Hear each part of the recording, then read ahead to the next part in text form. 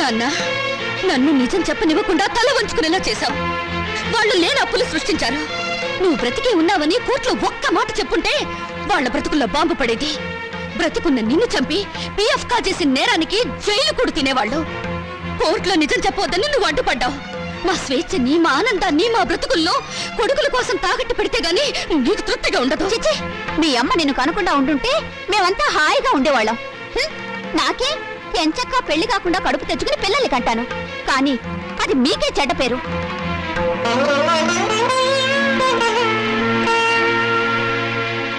ఏరా government doctor, అర్ధరాత్రి పూట మార్నింగ్ వాకే విట్రా నీ పిండాకుడు.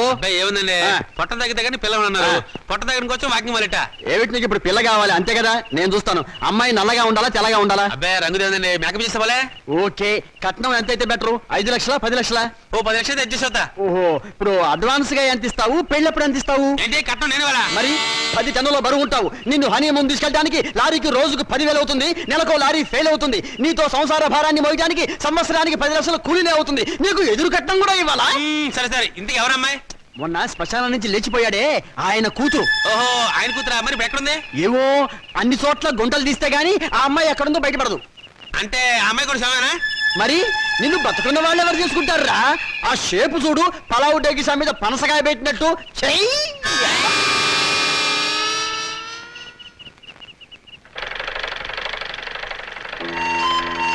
నమస్కారం అండి. ఇదిగో పరాయి మనుషుల అండీలు నమస్కారాలు ఏమిటి? ఏదో మర్యాద. అమ్మగారు లేరా? లేదు, మౌనికతో కలిసి గుడికి వెళ్ళింది. అన్నట్టు చంద్ర, నువ్వు ఇచ్చిన రుక్మిణీ కళ్యాణ పుస్తకం చిరిగిపోయింది తెలుసా? అలాగా? కొత్త తీసుకొస్తాను, బాధపడకండి. నాన్నగారు లేరా? లేరు. ఏ, ఎందుకని? ఏం లేదు, నిన్నొక సన్యాసి కనపడి పెళ్లి కావడానికి ఒక మంత్రం చెప్పాడు. అదేంటో నాకు చెప్పవా? అది రహస్యంగా గదిలోనే చెప్పాలి. నిజంగానా? అయితే పూజ గదిలో చెప్పు. అలాగే, పద.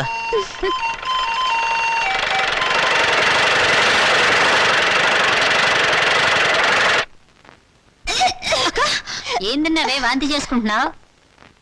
అబ్బే ఏం లేదమ్మా, రుక్మిణీ కళ్యాణం బోల్డన్ని సార్లు చదివానుగా. చదివితే వాంతులు అవుతాయా? మరి కడుపు వస్తే వాంతులు అవుతాయని చంద్రం చెప్పాడుగా. కడుపా? అవును, నాన్నగారు మాట తప్పారు, నేను నెల తప్పాను. ఎవరక్క? ఎవరు చేసరి పని? ఇంకెవరు? చంద్రం నేను రుక్మిణీ కళ్యాణం బోల్డన్ని సార్లు చదివాంగా. ఆ తర్వాత అతను నన్ను దగ్గరికి తీసుకుని ఏమేమో చేశాడు.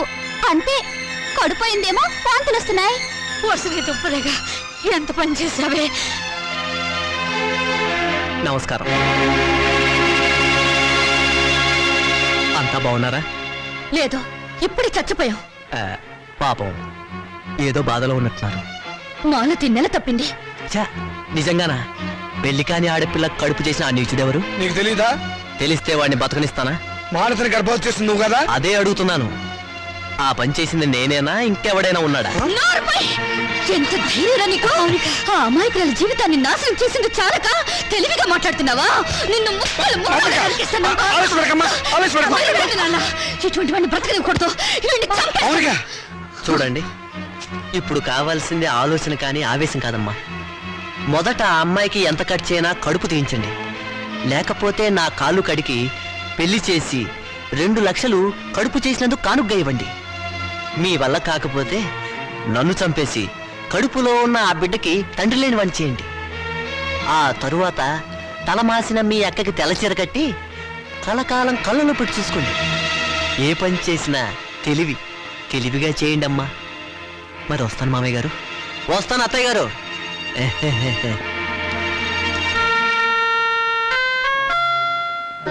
మౌనిక, చంద్రాన్ని నువ్వు నిజంగానే చంపేస్తావా? మరైతే అప్పుడు తాళి తెంచేయడానికి అతను నా మెళ్ళ తాళి కట్టలేదుగా. పోన్లే, చంద్ర చెప్పినట్టు నిజంగా తెల్ల చీరైనా కట్టుకుంటాను. గాజులు పొట్టు తీసేస్తానే, కానీ కడుపు మాత్రం తీయించొద్దు. ఎందుకంటే మొగుడు పోయినా బిడ్డను చూసుకుంటూ చచ్చిపోయేదాకా నీ ఇంట్లో పని మనిషిగానే బ్రతుకుతానే. అమ్మైనా నాన్నైనా నువ్వే అనుకుని నీతో పాటు వచ్చాను. నా బిడ్డను కూడా నీ బిడ్డలాగే చూసుకుంటావు కదా. మరప్పుడు నాకు పెళ్ళెందుకు, మొగుడెందుకు?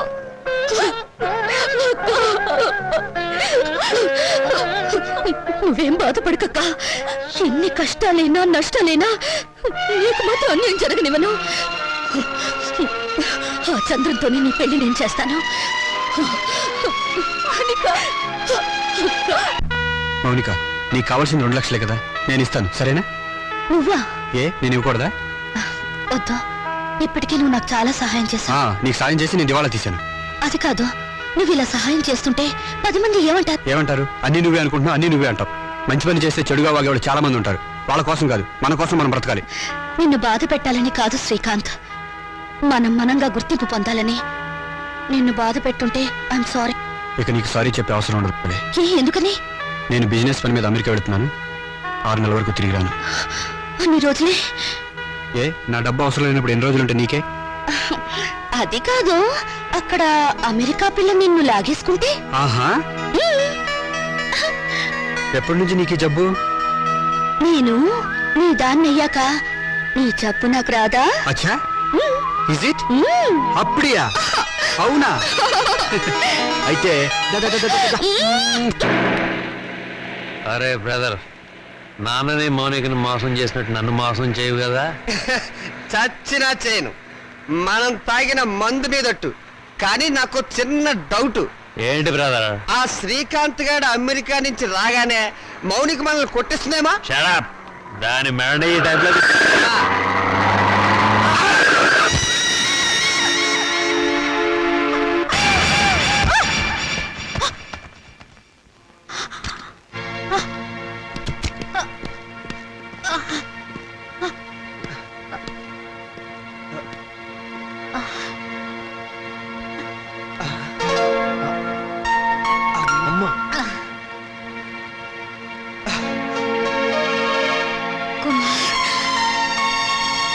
రాజా, మాతృదేవో భవ మాయ మాట, పితృదేవో భవ పిచ్చి మాట, నవమాసాలు నవ్వులాట, భవబంధాలు పాత మాట.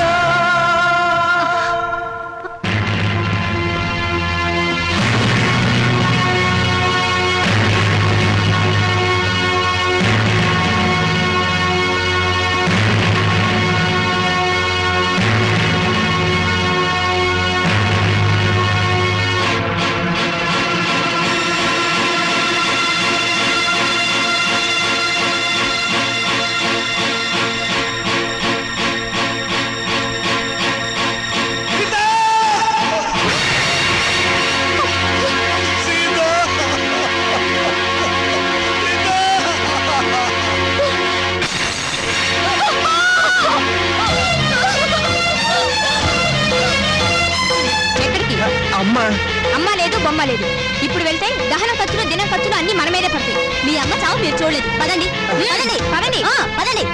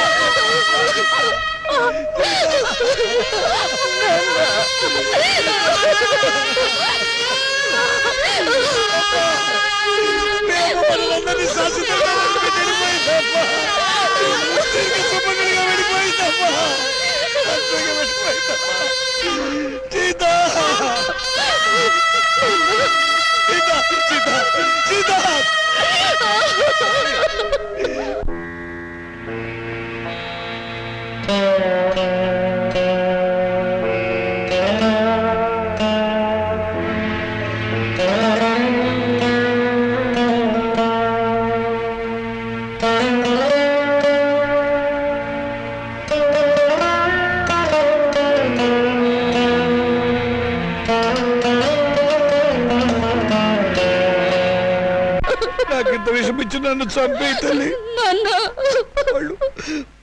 వాళ్ళు నన్ను మళ్ళీ మోసం చేశారమ్మా. కొడుకులు మళ్ళీ మోసం చేయడం, తండ్రులు మళ్ళీ మోసపోవడం ఇప్పటి వరకు నడుస్తున్న చరిత్రే కదా నాన్న. ఇలా జరుగుతుందని నాకు ముందే తెలుసు నాన్న. ఆ చరిత్ర నీలాంటి కూతురు చేతుల్లో సమస్య పోవాలమ్మా, దగ్ధమైపోవాలి.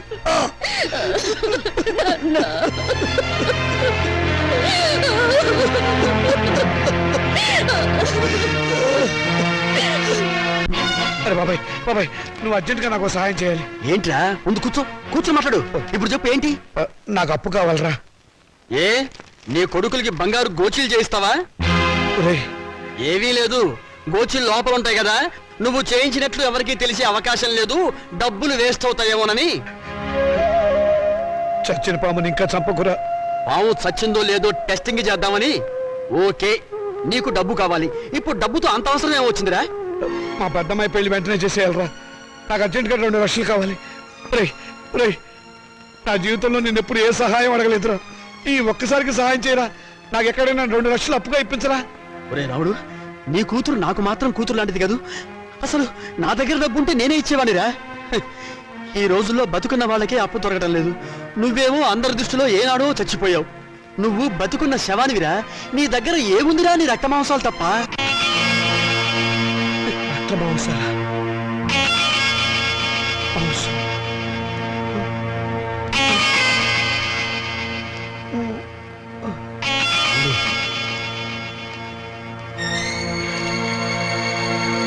నీ దగ్గర ఏముందిరా? నీ రక్త మాంసాలు తప్ప.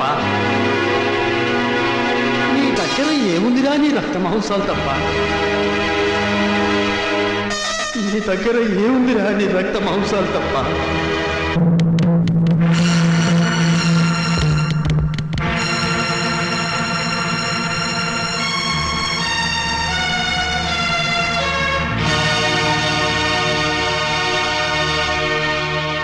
సారీ రామచంద్రయ్య గారు, మీ 2 కిడ్నీల్లో ఒకదాని కండిషన్ బాగుండలేదు, అందుకని రెండోది ఇంకొకరికి ఇచ్చే అవకాశం లేదు.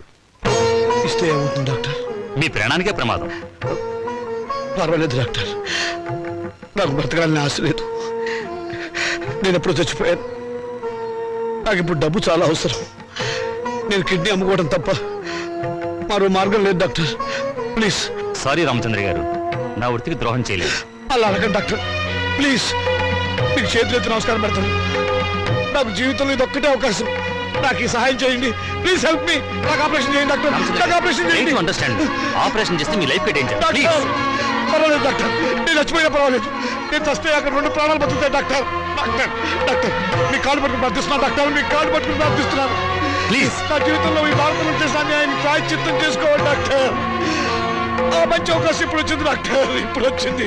మీరు కాదంటే ఇప్పుడే ఇక్కడే నేను వినేసి చచ్చిపోతాను డాక్టర్. రామచంద్రయ్య గారు, ప్లీజ్. కల్పన, త్వరగా రెడీ చేయండి, సాయంత్రం డిస్పాచ్ చేయాలి. అమ్మా మౌని, నేను ఒకసారి మన ఊరు వెళ్ళొస్తానమ్మా. ఇప్పుడంత అవసరం ఏంటి నాన్న? అవసరం ఉండి కాదమ్మా, మనశ్శాంతి కోసం. నిజమే నాన్న, మా నూరు వెళ్ళి 4 రోజులు ప్రశాంతంగా ఉండిరండి. అలాగేనమ్మా. నాన్న, ఈ డబ్బు మీ దగ్గర ఉంచుకోండి. వద్దమ్మా వద్దు, ఇక నేను ఈ రుణ బాధను భరించలేను. ఇవ్వవలసిన చేత్తో పుచ్చుకోవాల్సిన అవడం. నాన్న, తండ్రి బిడ్డల మధ్య ఆత్మీయత అనుబంధం ఉండాలి కానీ రుణానుబంధం ఉండకూడదు.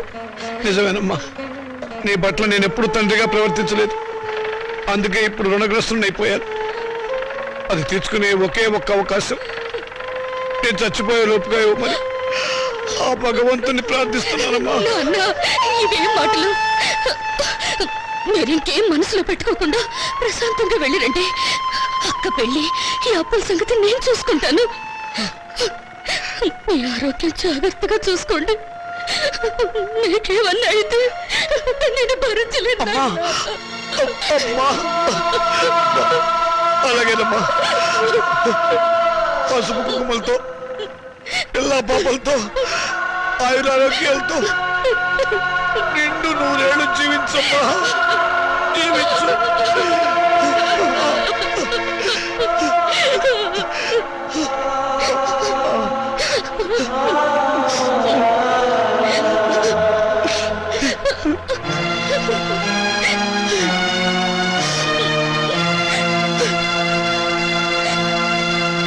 Hello, is it Karimnagar police station? Panjagutta కళ్ళు కాంపౌండేనా? షడప్, నేను ఎస్టీడీ మాట్లాడుతున్నా. ఏం పర్లేదు మాట్లాడండి, నేను లోకలే మాట్లాడుతున్నాను. ఎవడై నువ్వు? నేను ఎస్ఐ వేదవ్యాసం మాట్లాడుతున్నాను. నేను డిఎస్పీ చిదంబరాన్ని. డిఎస్పీ చిదంబరం? ఆ, ఈ పేరు గల వల్ల మా డిస్ట్రిక్ట్ లో లేరే. అసలే పడరా నువ్వు? నేనే దోసపాదుల చిదంబరాన్ని. ఇంతకీ మీరెవరు? దోసపాదుల చిదంబరం. హలో హలో, వీడెవడు లోకల్ కాలం జస్టిలోకి వచ్చి వీడెవడు ఎస్టీడీ నుంచి లోకల్లోకి వచ్చినట్టున్నాడు. హలో హలో హలో, అవును యువతలు మాట్లాడుతుంటే ఎవడో లైన్ కట్ చేసాడు వేధవా. హలో హలో, వండర్ఫుల్, నా అభిమాన సంఘం వాళ్ళంతా వచ్చేసారనమాట. Very good. నార్మల్ చచ్చినోడు చచ్చినట్టు గోతిలో పడుండక ఇలా పబ్లిక్ గా తిరుగుతూ న్యూసెన్సులు చేస్తావరా మీ అతను పీనుక? నేను పీనుగుని కాదు, ఏనుగుని కాదు. ఏయ్, చంపేస్తాను రాయ్. నీ గురించి ఇంట్రడక్షన్ ఇచ్చుకోవడానికి ఇది టీవీ ఇంటర్వ్యూ కాదురా. ఆయన నా సర్వీస్ మొత్తంలో నా డిఐజీకే భయపడలేదురా, కానీ నీకు అనుక్షణం భయపడి చచ్చిన కదరా. ఇంకా వాడితో మాట్లాడు సార్. పట్టుకోండి. ఆగండి, నేను చావలేదు. కాకపోతే నిజంగానే చంపేస్తా. అమ్మో. సావకపోతే వారం రోజుల పాటు గుంటలో పూడ్చినా ఎలా బతుకున్నారా? మరి అదే చిదంబర రహస్యం. ఏంటది? వాయు స్తంభన విద్య నేర్చుకొని ఊపిరి బిగబెట్టడం ద్వారా ప్రోగ్రాములు ఇచ్చి డబ్బు సంపాదించి నా కూతురు పెళ్లి చెయ్యాలనుకున్నాను. ఊపిరి బిగబెట్టి నిద్రపోవడం ప్రాక్టీస్ చేస్తూ ఉండగా నా భార్య నేను చచ్చాను అనుకొని మళ్ళీ బ్రతికేస్తానేమో అన్న టెన్షన్తో నన్ను పూడ్చిపెట్టింది. సమయానికి మీరంతా వచ్చి నన్ను కాపాడారు. ఓరి వేత, నీ వెనకాల ఇంత ఫ్లాష్ బ్యాక్ ఉందా? ఇంత అడావిడి చేసింది నీ కూతురు పెళ్లి కోసమా? అవును, కోటి విద్యలు కూటి కొరకే అంటారు, కానీ నాకు మాత్రం నా కూతురు పెళ్లి కోసం. వస్తాను. Thank you all. Post. Mounika అంటే మీరేనా? అవును. సంతకం పెట్టండి. Thank you.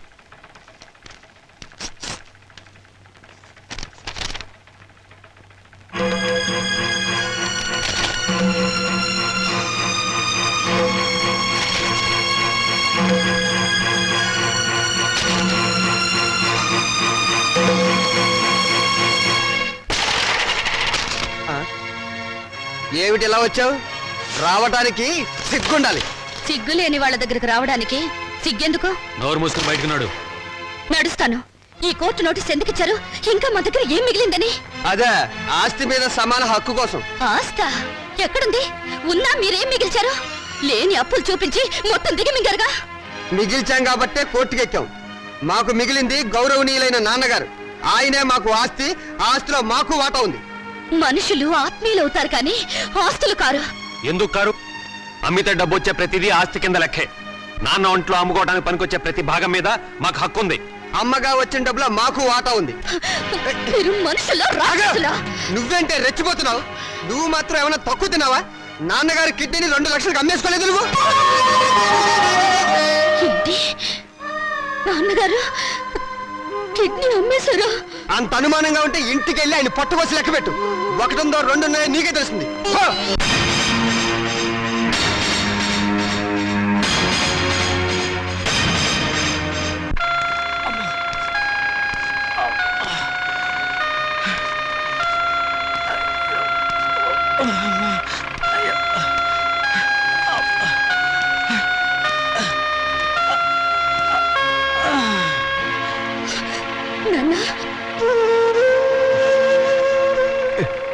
ఏంటమ్మా?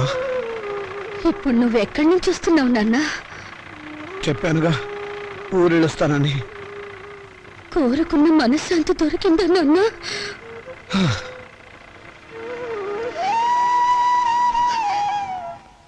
దాని ఖరీదు 2 లక్షలు నాన్న. అది నీ శరీరంలో భాగం కాదా నాన్న? మౌనిక, శరీరంలో భాగాలు అమ్ముకుని మమ్మల్ని ఆదుకోవాలని చూస్తున్నావా నాన్న? ఆ దుర్మార్గులకు నా మనసును తాకట్టు పెట్టి దరిద్రుడైన వాడిని, మీ అమ్మ దగ్గరికి ఎంత తొందరగా వెళ్ళిపోవాలని ఆశలతో ఉన్నవాడిని, అన్యాయం చేసిన ఆడపిల్లలను ఆదుకోవటానికి నా రక్త మాంసాలు అమ్ముకోవడం తప్ప ఏమీ చేయలేని వాడిని. అంతకంటే నేనేం చేయగలనమ్మా? ఇప్పుడు నీ కొడుకుల కోర్టుకెక్కింది ఆ రక్త మాంసాల కోసమే నాన్న. ఏంటమ్మా అంత నీచాన్ని గుడి కట్టారా దుర్మార్గులు? వాళ్ళు వదిలిపెట్టకూడదమ్మా, వాళ్ళు అంత చూడాలి వాళ్ళని.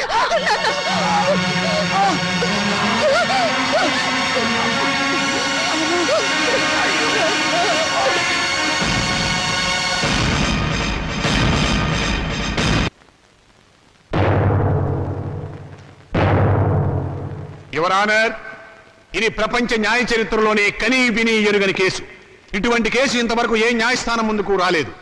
నా క్లయింట్స్ రాజా కుమారుల తరఫున వకాల్తా తీసుకున్న నేను ఈ కేసులో ప్రతివాదైనటువంటి మౌనికను కొన్ని ప్రశ్నలు వేయడానికి అనుమతించవలసిందిగా కోర్టు వారిని వేడుకుంటున్నాను. Yes granted. మౌనిక మౌనిక మౌనిక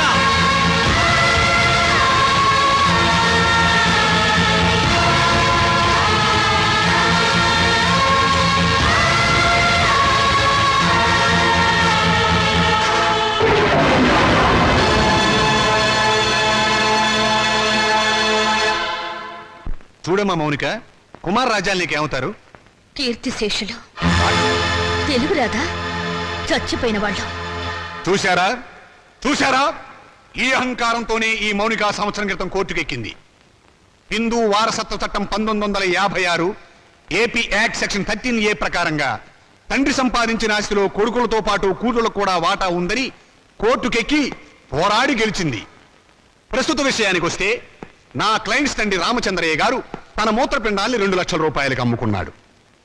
ఆనాడు న్యాయం, చట్టం, వారసత్వం అంటూ పోరాడి తన ఆశక్కును గెలుచుకున్న ఈ మౌనిక తన తండ్రి మూత్రపిండాలమ్మి సంపాదించిన 2 లక్షల రూపాయలు తండ్రి ఆస్తేనని, తనతో పాటుగా తన అన్నలకు కూడా దాంట్లో వాటా పంచాలి అన్న ఇంగిత జ్ఞానం లేకుండా వాళ్ళని మోసం చేసే డబ్బు మొత్తం కాజేసింది. మూత్రపిండం ఆస్తి కాదు, శరీరంలో ఒక భాగం. అదే అదే యువర్ ఆనర్, అది శరీరంలో ఒక భాగమే అయినా అమ్మినప్పుడు డబ్బు వస్తే అది ఆస్తి కింద లెక్క. నా క్లయింట్స్ అండి రామచంద్రయ్య శరీరం ఎవరిది? నా క్లయింట్స్ తాత నాయనమ్మలది. వాళ్ళు జన్మనివ్వబట్టే కదా ఈ రామచంద్రయ్య అనే వ్యక్తి భూమి మీదకి వచ్చింది. అంటే రామచంద్రయ్య శరీరం వాళ్ళ తాతగారిది అన్నమాట. మరి తాతగారిచ్చిన ఆస్తిని పంచుకునే హక్కు ఉన్నప్పుడు ఆయన జీవం పోసిన శరీరాన్ని పంచుకుంటే తప్పేమిటి?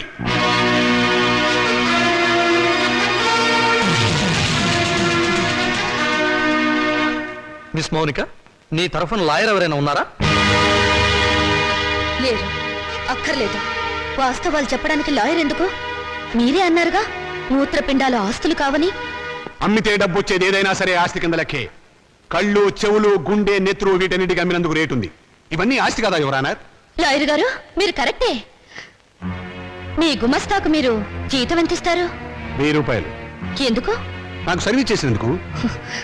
మీకు సర్వీస్ చేసిన మీ గుమస్తాకి మీరు 1000 రూపాయలు ఇస్తుంటే మమ్మల్ని కని పెంచి పెద్ద చేసినందుకు మా అమ్మకు నాన్నకు మేమేమిస్తే మాత్రం రుణం తీర్చుకోగలం? కనీ పెంచడం కూలి కింద రాదు. ఎందుకు రాదు? తల్లిదండ్రులు వాళ్ళ కామం తీర్చుకోవడానికి ఏకమవుతారు. ఏకమైనప్పుడు మేమెందుకు పుట్టాలి? అది సుశీధర్మం. ధర్మం కాదు, శ్రమ. తల్లిదండ్రులు పిల్లల్ని పుట్టించే యంత్రాలనుకుంటే ఆ యంత్రాలు పడిన శ్రమకు కూలి ఇవ్వాలి. వీళ్ళిచ్చారా? పని చేసే యంత్రానికైనా శక్తి, విశ్రాంతి కావాలి. మీ క్లయింట్స్ యంత్రాల్లో బ్రతికిన నా తల్లిదండ్రులకు అవి ఇచ్చారా? అసలు వాళ్ళని మనుషుల్లో చూసారా? అడగండి యువరానా. వీళ్ళను పుట్టించినందుకు కూలి ఇవ్వాలి. 9 నెలలు మోసిన మా అమ్మ కూలి ఇవ్వాలి. మా నాన్న నెత్తురు పంచినందుకు దానికి రేటు కట్టాలి. అమ్మ దగ్గర తాగిన పాలకు, వాళ్ళు పెట్టిన కష్టాలకు, కడుపు మంటకు, మా తల్లిదండ్రుల పడ్డ ఆవేదనకు రేటు కట్టాలి. కట్టమనంట రేటు. శంకర్రావు గారు, మీ సమాధానం ఏమిటి? ఈ వాదనకి అర్థం లేదు యువర్ ఆనర్. ఉంది, అర్థం ఉంది యువరానా. నా తల్లిదండ్రులకు కూలి ఇవ్వమని మీరు జడ్జిమెంట్ చెప్తే వాళ్ళమ్మ కూడా కూలి కోసం కోర్టుకెక్కుతుందని ఆయనకు భయం. Silence, silence. యువర్ ఆనర్, మీరు ప్రతివాదిని మందలించాలి. మౌనిక, మన తాతలకి షుగరు, బీపీ ఉంటే అది వంశంలో అందరికీ వస్తుంది, అవునా? అవును. మరి రోగాలను పంచుకున్నప్పుడు ఆ రోగాలకు కారణమైన అవయవాలను పంచుకోవడంలో తప్పులేదుగా? పంచుకోవచ్చు. Note this point your honour. Lawyer గారు, మా తాతగారు చాలా మంచివారు. ఎందుకు? బుద్ధిమంతుడు కాబట్టి. ఆయన్ని కొడుకులు బాగా చూసుకునేవారు. ఎందుకు? జన్మనిచ్చాడు కాబట్టి. మరి రోగాలు వంశంలో అందరికీ వచ్చినప్పుడు బుద్ధులు కూడా రోగాలతో పాటు రావాలిగా. మీ క్లయింట్స్ కి వచ్చినాయా లేదా అని అడగండి ఒకసారి. రాలేదు కాబట్టే కోర్టుకెక్కారు. ఒక చెట్టుకు కాసిన కాయలన్నీ ఒకే రకంగా ఉండవుగా. కానీ కాయలు చెట్టును చంపవుగా. మీ క్లయింట్స్ మా నాన్నగారి మూత్రపిండాలమ్మిన సొమ్ము కోసం ఈ కోర్టుకెక్కారు. కానీ కానీ మా నాన్నగారు లేరు. సంవత్సరం క్రితం చచ్చిపోయారు. పచ్చి అబద్ధం. ఆయన బతికే ఉన్నారు. యువరానా, నా మాజీ అన్నలు వీరి క్లయింట్స్ సంవత్సరం క్రితం మా నాన్నగారు చచ్చిపోయారని డాక్టర్ సర్టిఫికేట్ ఇచ్చి ప్రావిడెంట్ ఫండ్ పెన్షన్ తీసుకున్నారు. ఈ డెత్ సర్టిఫికేట్ వాళ్ళు ఇచ్చిందే యువరానా. చూడండి, ఎప్పుడో చచ్చిపోయిన మా నాన్నగారు ఇప్పుడు ఎలా వచ్చారు? ఆయనకు మూత్రపిండాలు ఎలా ఉంటాయి? చెప్పండి యువరానా, చెప్పండి.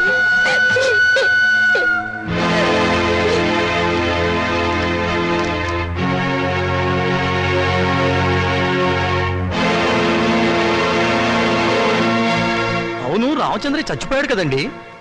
అది అది సంవత్సరం క్రితం చచ్చిపోయిన వాళ్ళకి బూడిద తప్ప ఇంకేముంటుంది యువరానా? నేను చావలేదు, బతికే ఉన్నాను.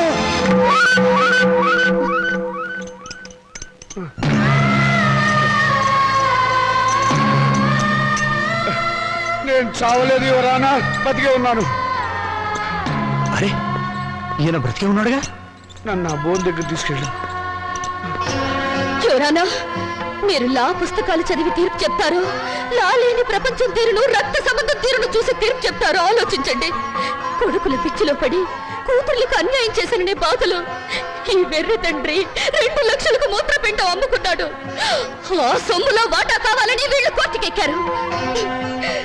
తల్లిదండ్రుల రక్త మాంసాలు పంచుకునేవి కావు. ప్రపంచంలో ఏ కోర్టులోనూ ఇటువంటి కేసు ఏ బిడ్డ ఏ తండ్రి మీద వేయలేదు. ఆ అదృష్టం మన రాష్ట్రానికి దక్కింది ఇటువంటి కొడుకుల దయ వల్ల. యువరానా, తండ్రి మాట కోసం రాముడు 14 ఏళ్లు అడవికి వెళ్ళాడు. తల్లిదండ్రులను పూజించి పాండురంగుడు దేవుడయ్యాడు. వీరగాథలు చెప్పి శివాజీ నెత్తురులో దేశభక్తి నింపింది అతని తల్లి జిజియాబాయ్. అటువంటి తల్లులు, తండ్రులు, బిడ్డలు పుట్టిన చరిత్ర గల దేశం మనది. ఓ చరిత్రలో పుట్టిన పురుగులు నా అన్నలు. శిబి చక్రవర్తి, కర్ణుడు వాళ్ళ శరీరాలను కోసి దానం చేస్తే కన్న వాళ్ళను కోసి పెళ్ళాలతో పలా వండించుకుని తినాలనే పుర్రెలు వీళ్ళవి. అందుకే రక్త మాంసాల కోసం కోర్టుకెక్కారు. కుక్క మాంసం తినదు, కానీ మనిషి మాంసం కోసం, కన్న వాళ్ళ మాంసం కోసం ముందుకొచ్చారు. నాగరికతకు పట్టిన చెడ పురుగులు వీళ్ళు. ఇటువంటి వాళ్ళను క్షమించి వదలకూడదు యువరానా. చెప్పండి మీ జడ్జిమెంట్. దేశ జనాభా పెరగకుండా ఆపరేషన్లు చేయించడం కాదు, ఇటువంటి మాతృహంతకులు, పితృహంతకులు దేశంలో పెరగకుండా కొత్త ఆపరేషన్లు కనిపెట్టమని సైంటిస్టులకు చెప్పండి యువరానా, చెప్పండి.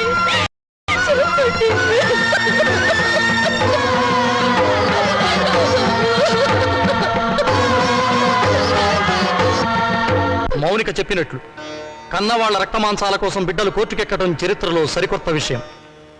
ఇది న్యాయం దృష్టితో కాకుండా మానవతా పరిధి విషయంలో ఆలోచించవలసిన విషయం. జన్మనిచ్చిన తల్లిదండ్రులను గౌరవించిన వాడు దేశాన్ని కూడా గౌరవించలేడు. ఈరోజు కన్న తల్లిదండ్రులను రేపు దేశాన్ని కూడా అమ్ముకుంటాడు. మౌనిక వాదనతో మేము ఏకీభవిస్తున్నాం. యువరానర్, మీరు తీర్పు చెప్పబోయే ముందు నా ఆవేదన చెప్పుకునే అవకాశం ఇవ్వవలసిందిగా ప్రార్థిస్తున్నాను. ఈ శరీరం నాతోనే పుట్టింది, నాతోనే పెరిగింది, రేపు నాతోనే మట్టిలో కలిసిపోతుంది. దీని మీద హక్కు ఎవరిది? నన్ను కన్నవాళ్ళదా లేక నేను కన్నవాళ్ళదా? నాన్న, మీరు ఆవేశపడకండి. ఉండమ్మా, నన్ను చెప్పని. చివరిసారిగా నేను చెప్పుకోవాల్సినంత చెప్పుకొని నా శరీరంలో ఉన్న అవయవాల మీద హక్కు నాకే లేకపోతే ఇక ఈ ప్రపంచంలో స్వేచ్ఛగా అర్థం ఏమిటి యువరానర్? ఆ హక్కు తల్లిదండ్రులకు లేకపోతే వాళ్ళు బతుకుండగానే వాళ్ళ కళ్ళు పీకి చర్మం ఒలిచి గుండె మూత్రపిండాలని షోకేసులో పెట్టి అమ్ముకునే దౌర్భాగ్యం సంతానం తయారవుతుంది యువరానర్. ఆ ప్రమాదం నుంచి సమాజాన్ని కాపాడండి. రక్త మోసాల విలువల్ని రక్షించండి. కన్నబిడ్డలే కసావాళ్ళు కాకుండా చూడండి యువరానర్, చూడండి. Please control.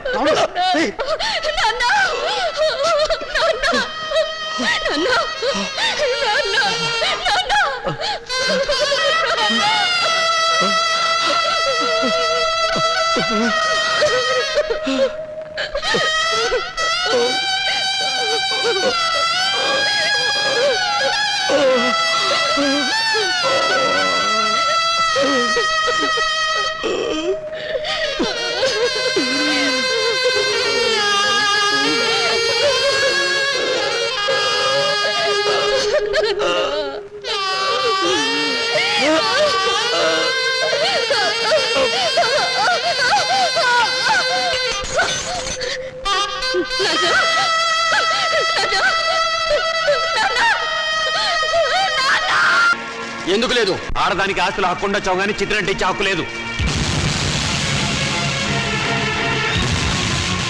సాంప్రదాయం ఒప్పుకోదు, ఆచారాలు అంగీకరించవు.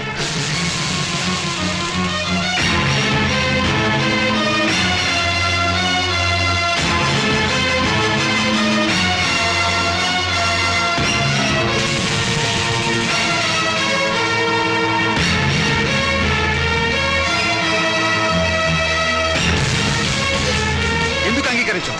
ఎవరు చెప్పారు? ఎక్కడ రాస్తుంది? అసలు మనం సృష్టించుకున్నవే ఈ సాంప్రదాయాలు, ఆచారాలు. మన మనసుల్లోంచి పుట్టుకొచ్చినవే ఈ ప్రేమలు, ఆప్యాయతలు. అవి లేని మనుషులు వీళ్ళు. ఈ కట్టెలో ఉన్న మనిషి బ్రతుకున్నప్పుడు పున్నామనరకు నుంచి కొడుకులు తప్పిస్తారని పిచ్చి ప్రేమతో కొడుకులు నెత్తికెక్కించుకున్నారు. అందుకు వీళ్ళేం చేశారు అడగండి. బ్రతుకుండగానే చంపారు, స్వార్థంతో పురుగులా చూశారు, ఎంగిలిస్తున్నట్లు వీటిలోకి నెట్టారు. వీళ్ళు ఈ రోజు కొరువు పెట్టి శ్రాద్ధకర్మలు నిర్వర్తించినా ఆయన ఆత్మకు శాంతి చేకూరదు. బతుకుండగా వాడు తిన్నాడో తినలేదో పట్టించుకొని వీళ్ళు వాడి మూత్రపిండాల మీద హక్కుందంటూ కోర్టుకు ఎక్కారు.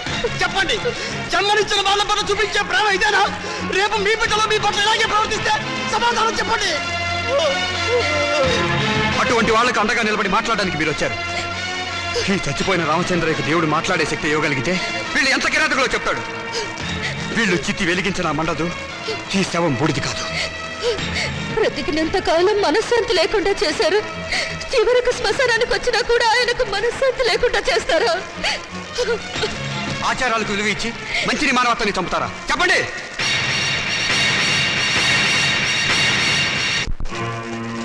చిచ్చి, వీళ్ళెంత వెదవలని మాకు తెలియదు. ఇంకా చూస్తారని సిగ్గు లేకుండా వెళ్ళండి. మేము వెళ్ళం, వీళ్ళ సంగతి ఏమిటో ఈ రోజు తెలుస్తాం. ఏంటో తెలిసేది? మనిషిని మనిషిగా చూడండి, మనుషులురా మీరు. ఇంకా చూస్తారే? పట్టండి, రండి, రండి, రండి.